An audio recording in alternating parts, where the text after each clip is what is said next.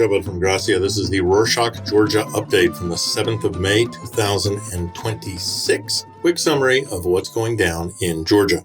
Biggest news tidbit in Georgia this week came from Armenia, which hosted the 8th European Political Community Summit on Monday the 4th. Leaders from the EU, UK, and NATO, including headliners French President Emmanuel Macron, Canadian Prime Minister Mark Carney, President of the European Commission Ursula von der Leyen, and President of Ukraine Vladimir Zelensky attended the event. Georgian Prime Minister Irakli Kobakhidze also went to the event, had a short meeting with Zelensky saying that they had a productive and positive conversation. Yeah, I bet, not going into details. During the summit, Ursula von der Leyen called on nationals to cut energy and defense ties with Russia to ensure long-term independence. She also talked about the Caucasus as a vital strategic zone, especially considering Trump and Bibi's war on Iran.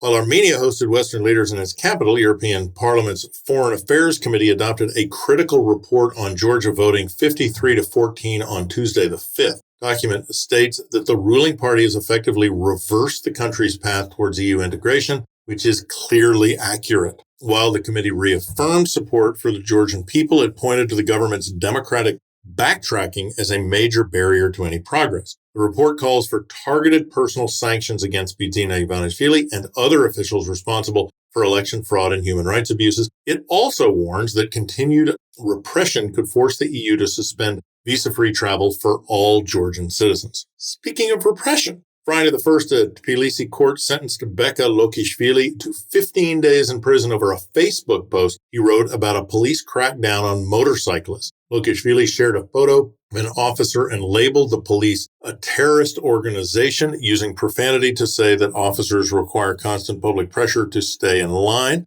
Judge Zviad Zekvava ruled that this language violated the law against insulting law enforcement. This shows just how crazily restricted speech law has become in Georgia. Over the last 2 years, the government increased the maximum jail time for insulting an officer from 15 to 60 days.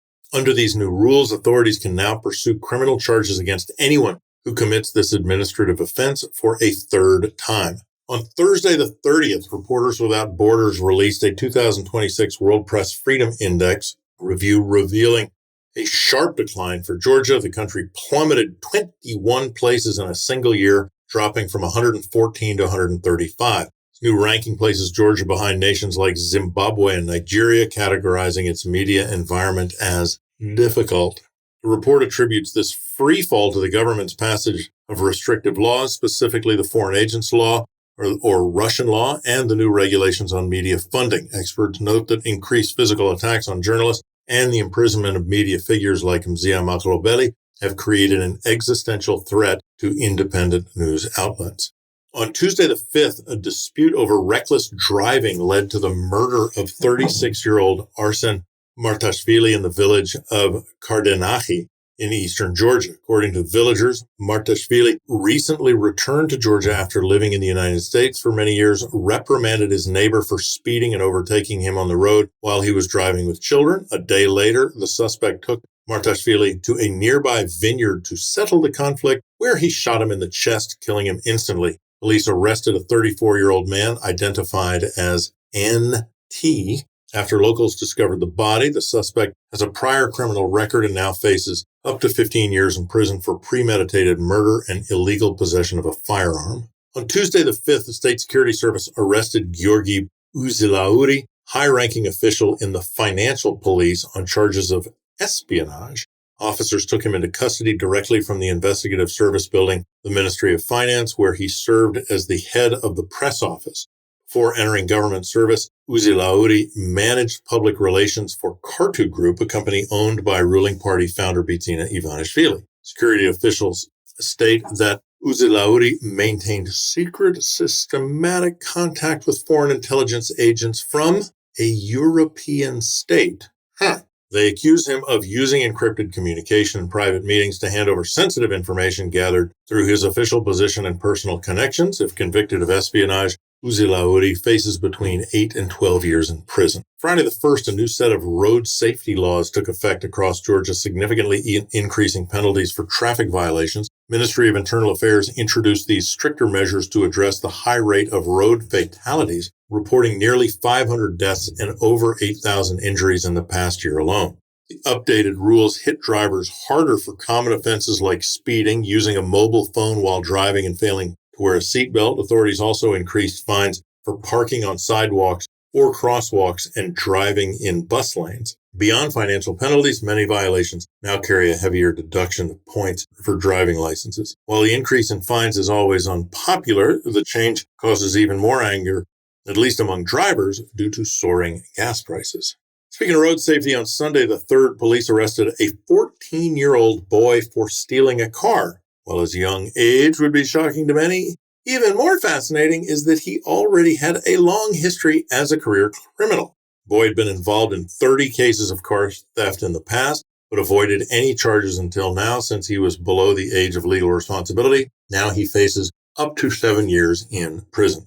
Latest data from the National Bank of Georgia reveals that Russian citizens hold almost 5 billion lari in Georgian bank accounts, which is just below $2 billion. This accounts for over 35% of all non-resident deposits. Since the invasion of Ukraine in 2022, Russian-held deposits have seen a nearly 7-fold increase, while the total amount of money coming into Georgian banks from abroad continues to rise, now totaling 13 billion lari, which is about $5 billion US dollars. The Russian share has stabilized and consistently represents more than 1/3 of all foreign holdings. On Wednesday the 6th, the state-owned company Starring Georgia announced that Kanye West will perform at Tbilisi Dynamo Arena on the 12th of June. The Georgian government is using public funds to bring him here. The infamous rapper recently had to cancel his tours across Europe after several countries banned him from performing because of his history of anti-Semitic rhetoric and pro-Nazi views. But the Georgian government seems pretty okay with all that. We're embarrassed to say we just found out about a really great English language video podcast about Georgia. Check out Talk Georgia on YouTube. It's got updates, analysis on politics, regional dynamics, all sorts of stuff.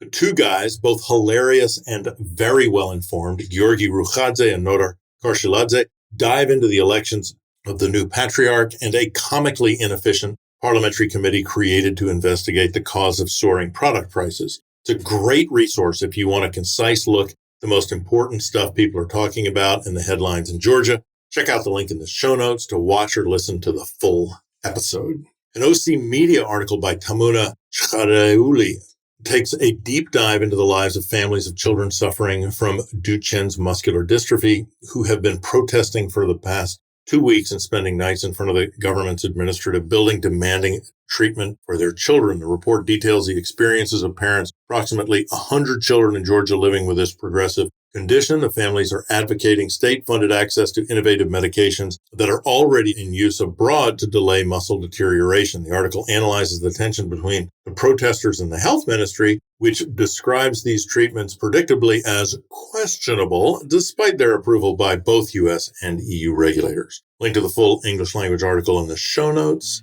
And that's it for this week. Thanks for joining us. Anything you want to tell us? info@rorschach.com. Nach Bambis.